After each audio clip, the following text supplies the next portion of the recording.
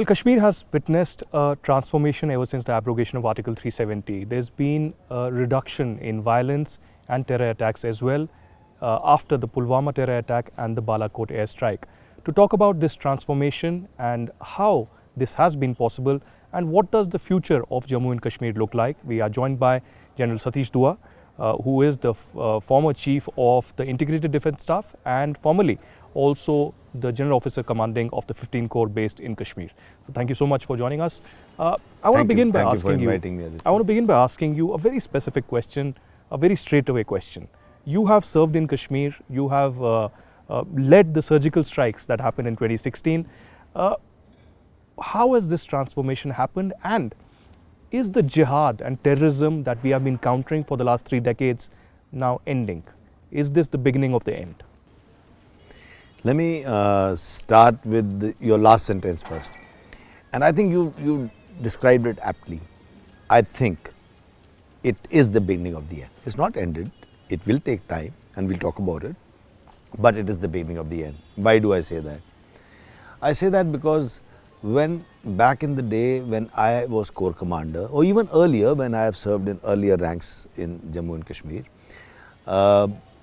but specifically in my Corps Commander days, 2015-16, were very violent days.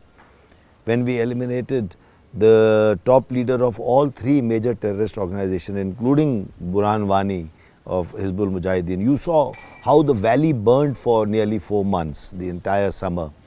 During those days, there were bunds, there were hartals, there was so much of uncertainty. The tourists, your friends and family would call you up, is it safe to go there? The tourists were not very sure. After they landed there, suddenly the whole town would go into a closure and they would not be able to move around. So there was so much of uncertainty, even for people who lived there.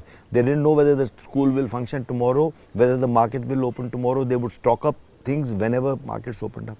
So that was the situation then.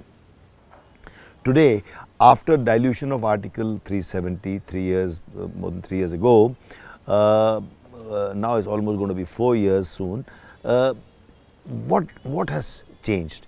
So let's, without getting into the political dimension of it, today there are no bunds, there are no hartals, there is no calendar issued by Hurriyat, there is no uncertainty. Everybody knows school khulta hai, market khulti hai, people, tourists are thronging.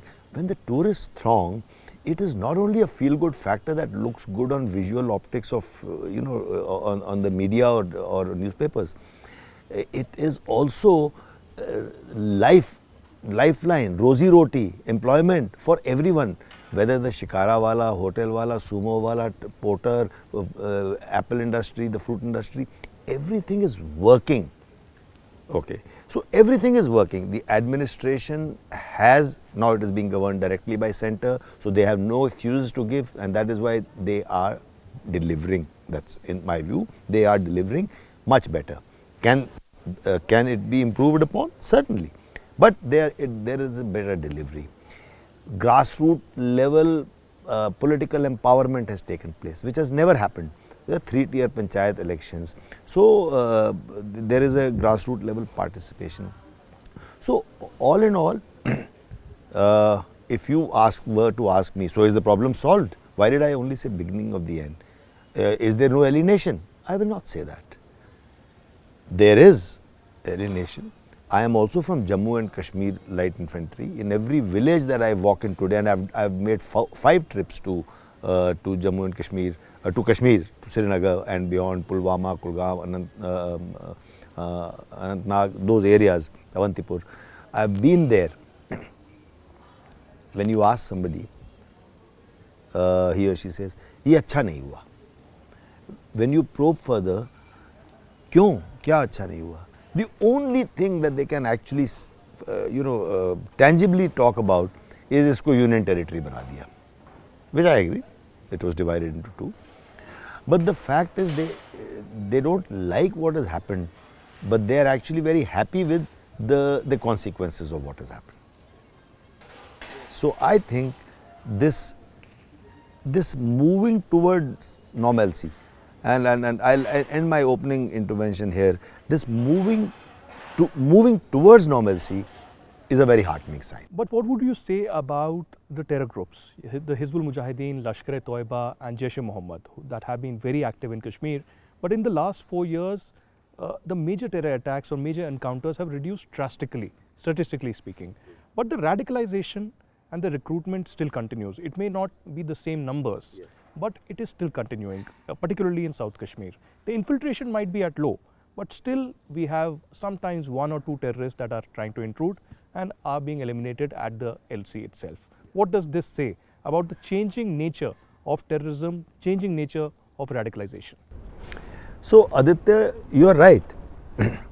This cannot change overnight. What has taken more than 30 years to stew and to go wrong cannot be undone overnight. The improvement is the heartening sign. You yourself agreed, and this is empirical data there to see. The infiltration has dropped. It is not zero, but it has dropped. And an odd encounter that you see on the LOC, elimination of terrorists that you see on the LOC, is still happening. There are no violent protests with stone pelting in the cities and streets that you used to see earlier. There is no violence on the streets by and large. Even the encounters with terrorists or recruitment into terrorism, into terrorist groups, has come down drastically. None of it is zero, but everything has come down drastically. If you take your mind back, I remember I was colonel those days in 2001. 2001 was the peak year where more than 2,100 terrorists were killed in that year. And that was the time when 6,000-7,000 operated in the valley, when they said residual strength. When I was the corps commander, I'm talking of 2015 and 16, our intelligence reports put the figure above 200. So between 200 and 300 were the residual terrorists, both foreign terrorists and local terrorists put together. Today the figure is less than 100. So that speaks, that's how we need to understand how things are happening. Now, there is some violence. What the terrorists, these 3 terrorist groups are maintaining a low profile. Firstly, they don't have numbers. Secondly, the counter-terrorism grid is very robust. And thirdly, they are trying to rebrand themselves. You heard of the group called TRF, PAPF. Basically, the resistance front. What is it? We also know it is a group of the same old groups. They are rebranding for 2 reasons. One, Pakistan is being sort of pressurized because of the FATF sanctions. So they have to, so with a new group, it will take us years to get them recognized, get this group recognized as a terror group, and then, so that they can also be counted. Secondly, they are using such words now, the resistance front. When it is heard in the Western capitals around the world, the resistance front, it gives a very different name than a very fundamentalistic name that the other terrorist groups had.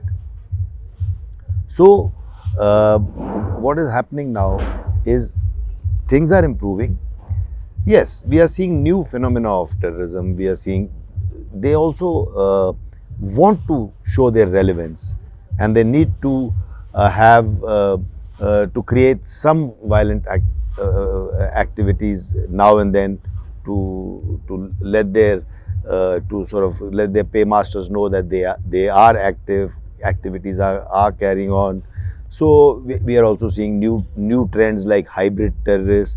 Those who don't have, nowadays they cannot train the terrorists, so they send or some boys who are radicalized, these young men today don't have training as to how to operate an AK rifle. So, but operating a pistol or throwing a grenade does not require too much to learn. It can even be learned off the net. And we see they pick soft target, going and shooting a chemist, and then trying to make it a Kashmiri Pandit, catch more eyeballs. The idea is to gain international attention, and or they've soft targets like targeted killings of migrant labor. This is all they can do. Earlier, they used to be attacking security forces and things like that. So these are the trends we are seeing, more as a compulsion to do something. And why this? I'll end by saying this: why they have to do something? Because, as I said earlier, there is a feeling of normalcy that is setting in. the terrorist groups, their handlers across, and they have to prove it to each other that they have to try and banish this feeling of feel-good fact, the feel-good feeling. So they want to create some terrorist incidents here and there, targeted killings, to instill fear in the minds of the people. So are you saying in a way, sir, that the terrorism has been transforming, and while there is changes on the ground and there is a sense of normalcy, Yes, this terrorism is now forced into an enclosure of hybrid terrorism, and absolutely. this hybrid terrorism will continue? To my mind, yes. The ruthless answer is yes. To my mind, it won't go away anytime soon. We we cannot make terrorism zero in a hurry. We must concentrate more. We must continue to take strong measures to curb terrorism and to curb violence. Intelligence agencies and security forces will continue to do that. On the other hand, we must continue to ensure that there is no more radicalization. The moment youth get opportunities to grow, you will see that the next generation will be far more amenable. Today, a youth who goes to a multiplex to see a movie eats in KFC or Haldiram, and soon we are going to see that mall of Srinagar and the FDI that is coming in. We see the value additions to the fruit industry, and the political process will start off in due course. When you see the younger generation which grows up in this mahal, in this environment, is bound to be more amenable to the idea of India rather than the idea of Azadi. But to circle back to your question before ending, yes, they will continue. The other side will continue to do something. After all, having been resolved decades ago, Punjab problem is still surfacing off and on. So that sort of a thing will happen. But I think the trick for us, or the it will lie in the fact that we have to make terrorism, even if we can't make it zero, absolute zero, we have to make it irrelevant. How does one respond to the kind of disinformation that happens on Jammu and Kashmir, particularly from the West? You know, immediately after Article 370 abrogation, and even today, we see a continuous reportage, editorials, etc., and most of the times exaggerated, sometimes even fake, where the New York Times, the Washington Post, and sometimes even the CNN, BBC, and even Al Jazeera and TRT engage in anti-India vitriolic, where they say that fundamental rights and human rights are being curbed. They do not give a real picture of how the violence is coming down and how efforts have been for peace, and the common Kashmiris want peace. How does one deal with this kind of a continuous disinformation and fake news and misinformation that is being spread about Kashmir and across India, across the West and the Middle East? I have always been saying it, Aditya. I'm going to say something very brutal. The fault is ours. Information warfare is a very well developed tool today, and it has been for the last few years. If you don't fill up the space, somebody else will fill it up, and they will fill it up with their narrative. I think we, the Indian state, the Indian machinery, the army, the security forces, intelligence agencies, everyone put together, we require a whole of government approach to put out our narrative. Our narrative is put out, I feel, in a less than effective manner. We need to push it out, and otherwise we are ceding space to others.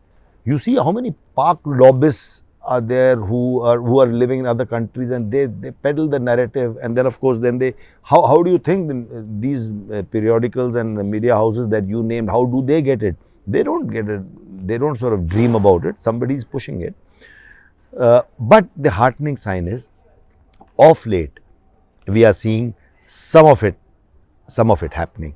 I won't divulge details, but some of it is happening. But I think it is essentially a battle of narratives, and we need to be a little more proactive to do that. Not defensive after something has come out. I think the attention spans are too little for that. You spoke about the narratives, the battle of narratives, and information warfare has been prevalent for some time now, but has been more active in the most recent times. We saw in the Russia-Ukraine conflict as well more recently. But would you say, sir, with your decades of experience, that particularly China and US have been successful in this model of information warfare? The short answer is yes. You see, you yourself refer to Ukraine. US has used the technology that the US has and followed only by China. They really have great technology, great numbers. Look at the numbers that China invests in this information warfare, and look at our effort for that. I don't think we have fully grasped the import of it, or if we have done, we are doing it in a not very professional manner. And when I say professional, I mean I think we need to not outsource it, but we need to get professionals into the game, and that's how we will be able to do it, and not do it in a sarkari sort of a manner. If I can shift focus now to Pakistan, there's been a collision between the former Prime Minister Imran Khan and the Pakistan army, and of course the coalition government there as well. There's the Toshkhana case in which Imran Khan is embroiled, and there are 36 other FIRs of terrorism and of course corruption as well on Imran Khan. How do you see and how do you analyze this situation that is growing, and every other day we see street fights, we see court cases, we see appearances inside the court, and there seems that elections could happen in August. But what is the future of Imran Khan in Pakistan politics? That's a tough one, because it's very tough to make any estimates now, especially given the kind of a volatile state Pakistan is in now, on the back of a very very precarious economic situation. The political situation is equally precarious, if not more. And soon they are also diplomatically at a very low spot. But to your question specific, it's not as if crores of worth of corruption has been done. It's like making a case against somebody. Why they're doing it also is because of his popularity. I mean, despite the setbacks, despite his falling out with the army, especially the previous regime, despite his being ousted from a, you see the kind of crowds he draws. And I don't think in Pakistan, in the history of Pakistan, there are very many instances where some political leader can boast of that, especially when he's at odds, overtly at least, at odds with the military. So we don't know what is their deal. There seem to have been an arrangement with the previous dispensation. We really don't know what is going to happen now. Like you said, I mean, what is the deal between army and the politics now? But like you said, today if the elections take place, I think it's anybody's guess that Imran Khan is quite likely to win. But having said that, I'll close by saying, be that as it may, even if someone wins with a huge mandate, a political leader wins with a huge mandate,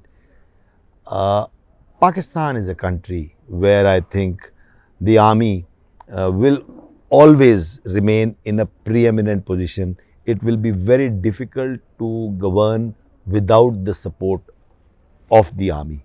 So there is that importance of Pakistan military that cannot be wished away.